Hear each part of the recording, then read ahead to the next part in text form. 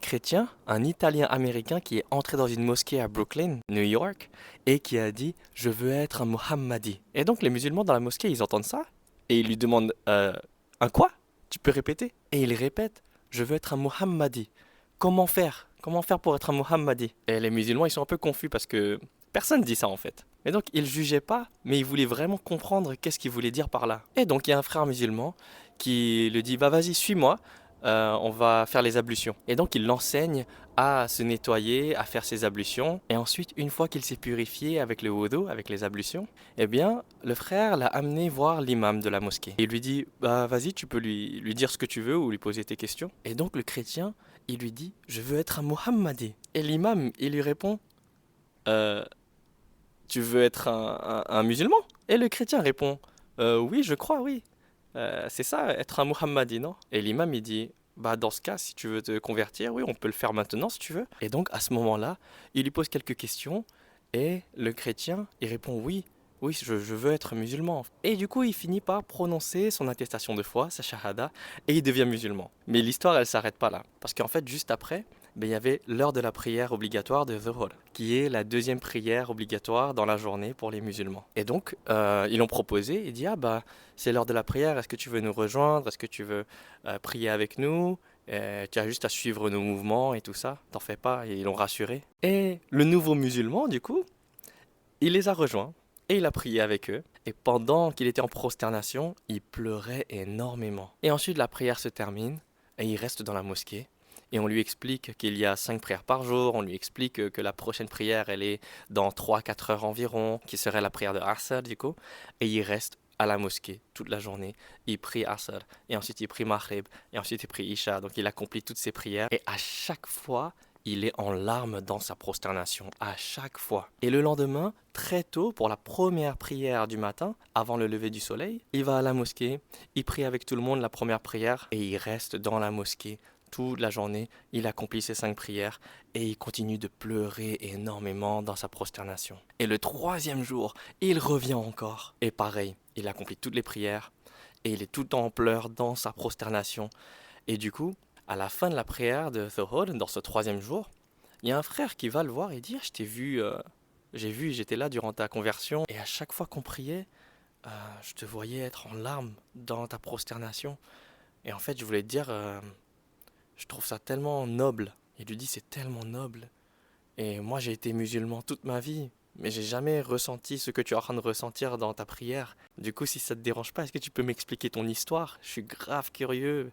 Peut-être que ça pourrait augmenter ma foi d'entendre ton histoire.» Et du coup, le nouveau musulman, il dit «Ah ouais, il n'y a pas de souci. Bah en fait, mon histoire, c'est que pendant 4 ans dans ma vie, je me sentais tellement perdu, et je recherchais dans ma Bible et dans les textes religieux, je voulais me rapprocher de Dieu, et je ne savais pas quelle voie était la bonne, parce que lorsque je lisais la Bible, eh bien, il y avait des choses qui faisaient pas sens, il y avait des contradictions et ainsi de suite. Et du coup, pendant 4 ans, j'étais dans ma recherche de me rapprocher de la vérité, de me rapprocher de Dieu. Et du coup, un jour, j'ai demandé à Dieu, Dieu, je suis si perdu.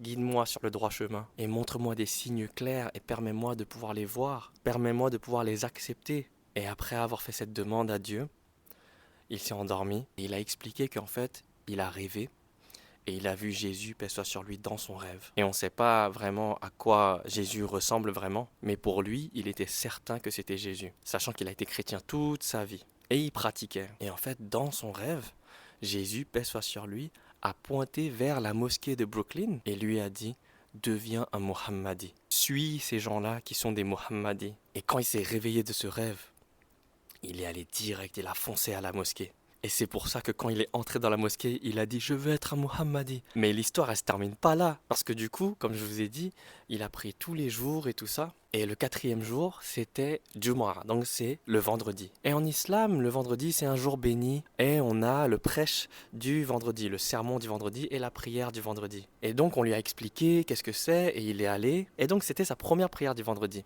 Et pendant sa première unité de prière avec tout le monde, lorsque tout le monde était en prosternation, et qu'ensuite ils se sont relevés, puis ensuite ils ont refait la deuxième prosternation, le frère, nouveau converti, il est resté en prosternation tout ce temps-là. Il ne s'est pas assis puis reprosterné, il est resté dans sa toute première prosternation. Et donc les frères qui priaient avec lui se sont dit, bah, peut-être qu'il est nouveau. On va l'expliquer à la fin de la prière qu'il doit suivre tout le monde, quoi. Il doit suivre l'imam et tout ça.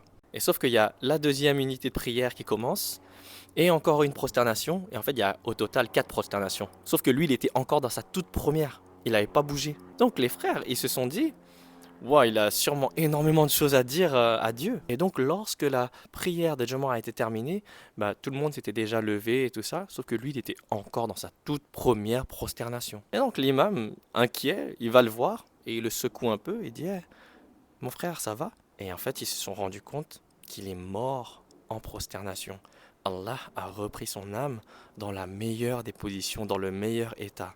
Subhanallah. Il est mort 4 jours après s'être converti et après avoir accompli toutes ses prières et sa première prière du vendredi. Allah a repris son âme en état de pureté.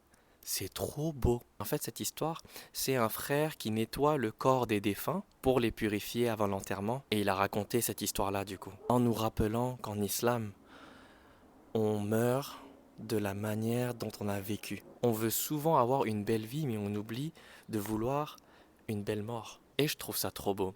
Parce que du coup, lui, Allah a vraiment effacé tous ses péchés à sa conversion. C'était comme s'il était un nouveau-né pendant 4 jours et ensuite il est retourné vers Allah. Allah n'a pas pris en compte tous ses péchés avant sa conversion. Allah l'a fait mourir sur ces 4 jours-là de pureté, en prosternation. C'est magnifique. Subhanallah, Allahu Akbar. Et donc le rappel, mes frères et sœurs, c'est qu'on va mourir dans la manière dont on a vécu. Alors ne mourrez pas en ayant l'habitude de boire de l'alcool, en ayant l'habitude de fumer, en ayant l'habitude d'écouter de la musique. Faites de votre mieux pour mourir sur un acte d'adoration. Qu'Allah nous accorde une bonne fin.